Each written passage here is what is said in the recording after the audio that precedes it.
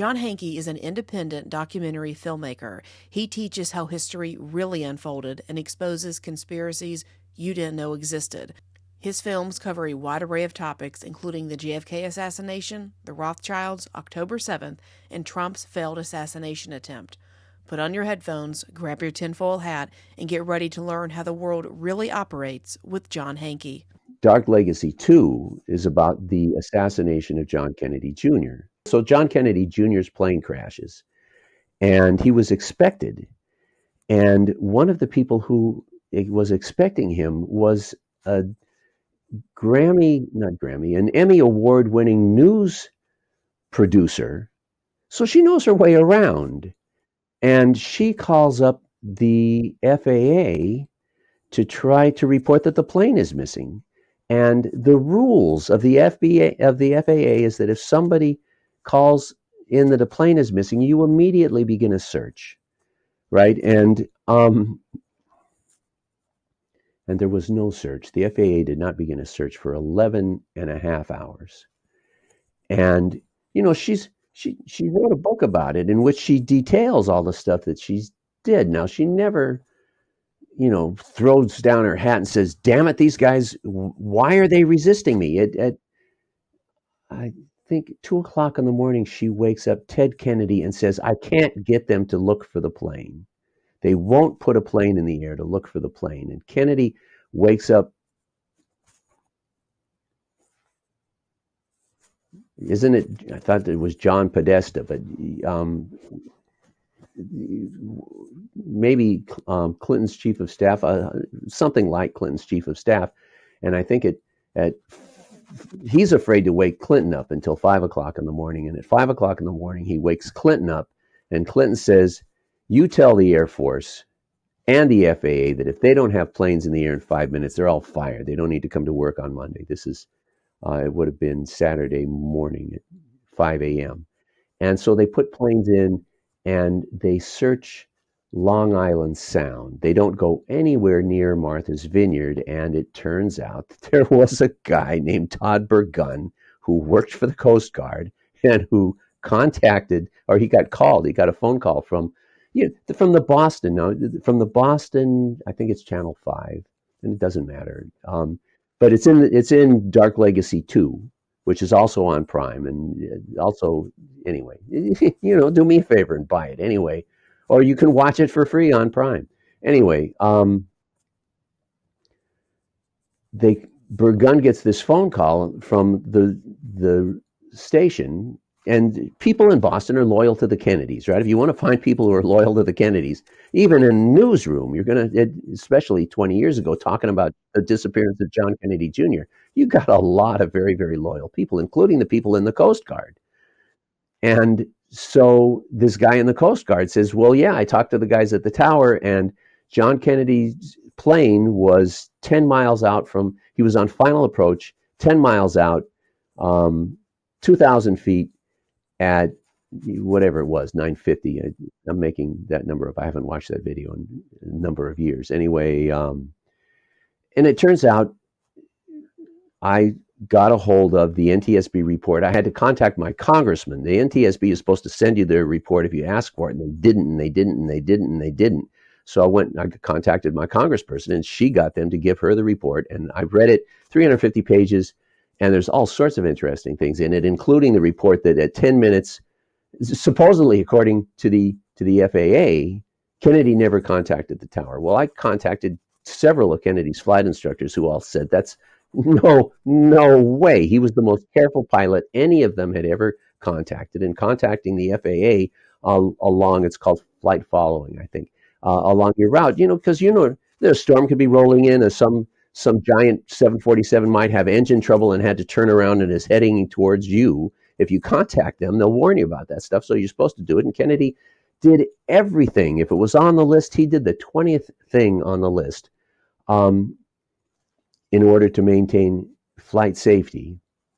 And they say he didn't contact any of the towers, but they do have the radar. The NTSB had the radar report, and the radar shows that at 9:50, he was 10 miles off, 2,000 feet in the air. And suddenly they contacted the tower and the plane went straight down. And my conclusion is, well, and Kennedy told several people that he was going to be flying with a flight instructor. It was a relatively new plane. It had all sorts of fancy bells and whistles on it, and he had flight instructors to teach him how to. It would land. It would right. You type in where you're going, and you can sit back and go to sleep, and it'll land you. You'll wake up as the wheels touch the ground. It was that sort of a sophisticated plane, and it had, I forget who explained this to me. I talked to the guy who wrote the report for the NTSB. It had a signal in it that if the plane crashed, it would send out a signal immediately to the FAA. So the FAA knew exactly within. I talked to the head of the Coast Guard in California, and he told me within 3 feet. Those locators will tell you within 3 feet the location of where the plane went down. And it took them 11 and a half hours to send craft to the location. And what were they doing for 11 and a half hours? And, my conjecture, if you have a better answer than me, please let me know. But my answer is that Kennedy never flew without a flight instructor. His wife certainly wouldn't have gotten on that plane without a flight instructor on board. And that he told several people he was going to fly with a flight instructor, and there was no flight instructor. And my answer is that the flight instructor had been programmed that when he heard the sign off from Martha's Vineyard, he would plunge the plane straight down, which is exactly what happened. The NTSB found no defect whatsoever in the electronics or the avionics, right? Nothing connected with that plane until it hit the water had gone wrong, except that somebody had grabbed the steering yoke and decided that they were going to commit suicide. Um, and so my explanation is that they were recovering the body of the flight instructor, and the flight instructor is missing, as is the seat that they apparently had him strapped to when they drug him away from the scene. They have the entire plane except for the pilot seat, or is it the co-pilot seat? I guess it's the co-pilot seat, and it doesn't matter. So that's JFK 2. As, as a matter of fact, I mean, that's I, I I don't like engaging in conjecture. But scientists do it, right? The Big Bang, the solar system was conjecture for at least 100 years after Galileo. And all the most serious scientists in the world regarded it as unproven, plausible conjecture. And so if so, I'm sitting here. I have all of this information, right, that I've gathered showing that he was murdered. Who would want to kill John Kennedy Jr.? He didn't have an enemy in the world, did he? And I'm wrestling with this for weeks, trying to figure out what possible motive could have been to murder this guy and his wife and his sister-in-law. I mean, good gravy. And I woke up one morning and Henry Kissinger was saying to me, the father killed the father, the son should kill the son.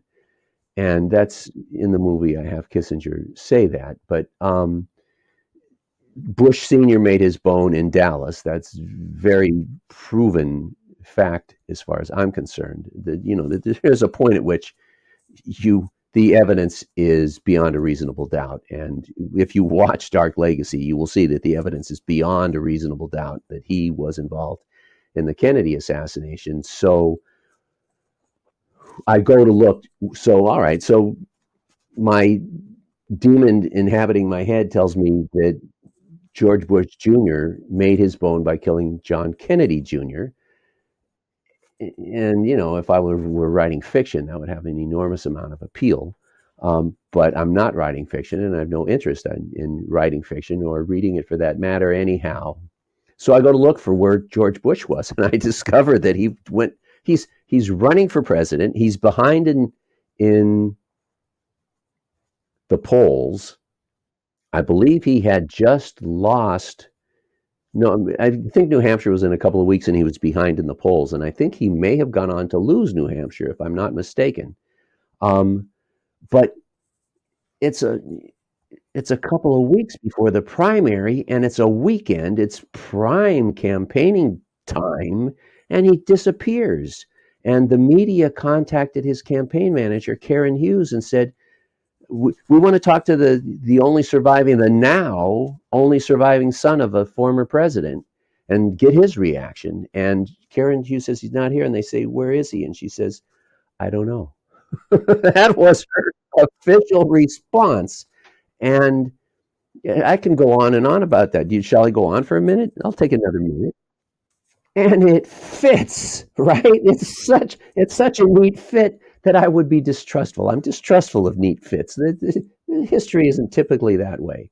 Anyhow, so I don't remember where I ran. Well, I got my ear to the ground in 150 different places, and I heard this story from the Sacramento Bee, if I'm not mistaken.